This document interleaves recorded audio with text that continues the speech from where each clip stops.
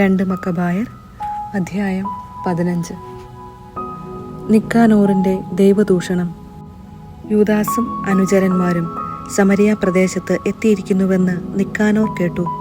ഏറ്റവും സുരക്ഷിതമായി വിശ്രമനാളിൽ അവരെ ആക്രമിക്കാൻ അവൻ പരിപാടി തയ്യാറാക്കി.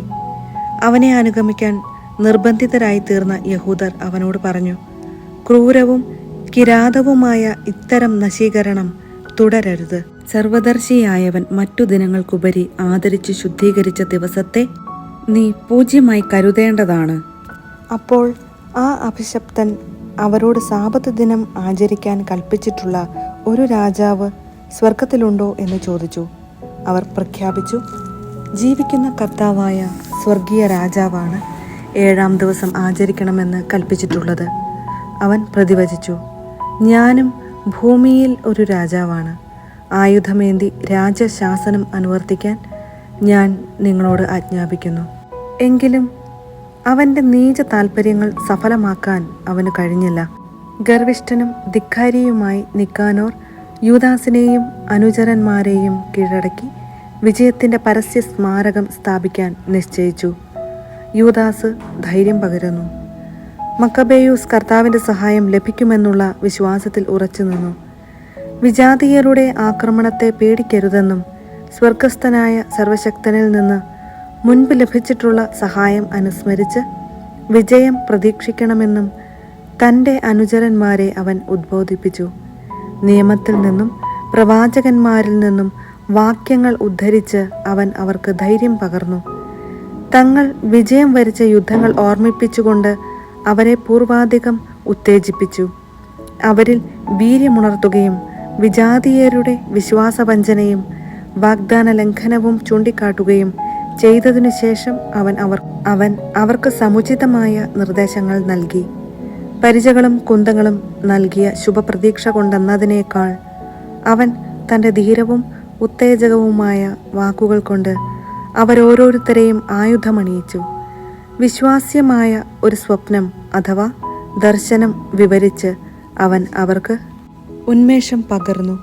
ഇതായിരുന്നു ദർശനം. കുലീനനും ഗുണവാനും വിനീതനും സൗമ്യനും ഉചിത ഭാഷിയും ബാല്യം മുതലേ സത്കർമ്മ നിരതനും മുൻപ് പ്രധാന പുരോഹിത പദവി അലങ്കരിച്ചവനും ആയ ഓനിയാസ് കൈകൾ ഉയർത്തി യഹൂദ ജനതയ്ക്ക് വേണ്ടി പ്രാർത്ഥിക്കുകയായിരുന്നു.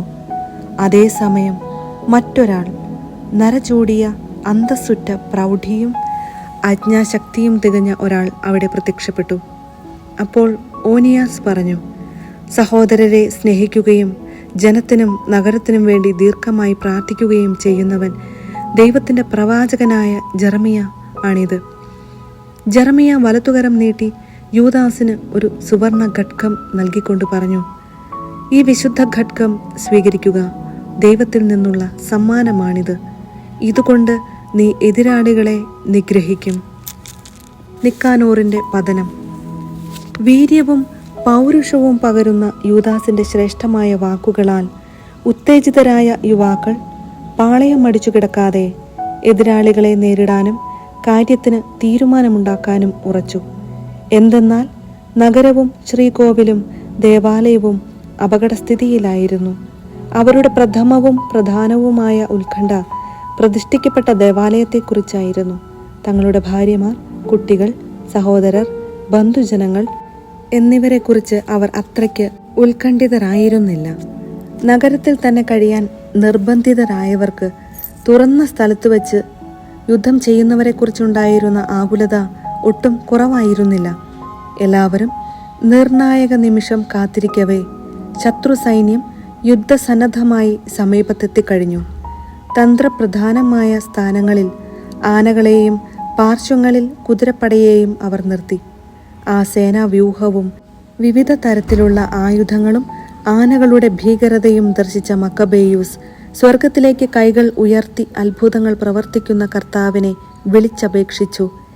എന്തെന്നാൽ കർത്താവ് ആയുധങ്ങളാലല്ല, സ്വന്തം നിശ്ചയപ്രകാരമാണ് അർഹിക്കുന്നവർക്ക് വിജയം നേടിക്കൊടുക്കുന്നതെന്ന് അവൻ അറിഞ്ഞിരുന്നു.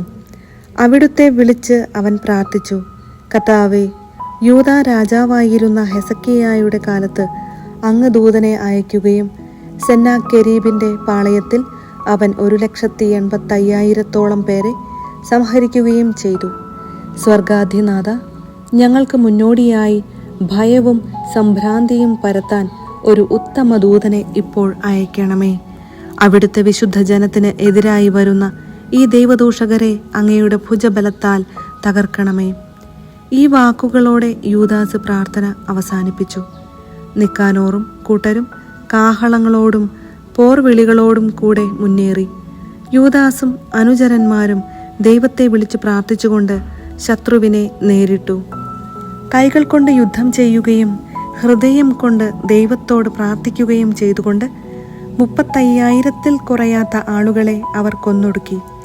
ദൈവത്തിൻ്റെ ഈ പ്രത്യക്ഷ സഹായം അവരെ ആഹ്ലാദഭരിതരാക്കി. അവർ യുദ്ധം കഴിഞ്ഞ് ആനന്ദത്തോടെ മടങ്ങിപ്പോകുമ്പോൾ നിക്കാനോർ പടച്ചട്ടയോടുകൂടി മരിച്ചു കിടക്കുന്നത് കണ്ടു. ഉടനെ അട്ടഹാസവും ആരവവും ഉയർന്നു. സകലത്തിൻ്റെയും അധിപനായ കർത്താവിനെ സ്വന്തം ഭാഷയിൽ അവർ വാഴ്ത്തി സ്തുതിച്ചു. ശരീരവും ആത്മാവും സഹോദരരുടെ സംരക്ഷണത്തിനു വേണ്ടി ഒഴിഞ്ഞുവച്ച തൻ്റെ നാട്ടുകാരോട് സവിശേഷമായ സൗഹൃദം പുലർത്തിയിരുന്ന യൂദാസ് നിക്കാനോറിൻ്റെ ശിരസും കൈയും ഛേദിച്ച് ജെറുസലേമിലേക്ക് കൊണ്ടുപോകാൻ അവരോട് ആജ്ഞാപിച്ചു. അവൻ അവിടെയെത്തി ജനത്തെ വിളിച്ചുകൂട്ടി പുരോഹിതന്മാരെ ബലിപീഠത്തിൻ്റെ മുൻപിൽ കൊണ്ടുവന്നു. കോട്ടയിലായിരുന്നവരെ ആളയച്ചു വരുത്തി. നീചനായ നിക്കാനോറിൻ്റെ തലയും സർവശക്തന്റെ ഭവനത്തിനെതിരെ ആ ദൈവദൂഷകൻ ഗർവോടെ നീട്ടിയ കരവും അവൻ അവരെ കാണിച്ചു. അവൻ ദുഷ്ടനായ നിക്കാനോറിൻ്റെ നാവ് ഛേദിച്ചു. അത് കഷണങ്ങളാക്കി പക്ഷികൾക്ക് ഇട്ടുകൊടുക്കുമെന്നും അവൻ്റെ ഭോഷത്വത്തിൻ്റെ പ്രതിഫലങ്ങൾ ദേവാലയത്തിൻ്റെ മുൻപിൽ കെട്ടിത്തൂക്കുമെന്നും യൂദാസ് പറഞ്ഞു. അവരെല്ലാവരും സ്വർഗത്തിലേക്ക് നോക്കി തങ്ങൾക്ക് തന്നെ വെളിപ്പെടുത്തിയ കർത്താവിനെ സ്തുതിച്ചു പറഞ്ഞു. സ്വന്തം ഭവനം അശുദ്ധമാകാതെ കാത്തു സൂക്ഷിച്ചവൻ വാഴ്ത്തപ്പെടട്ടെ.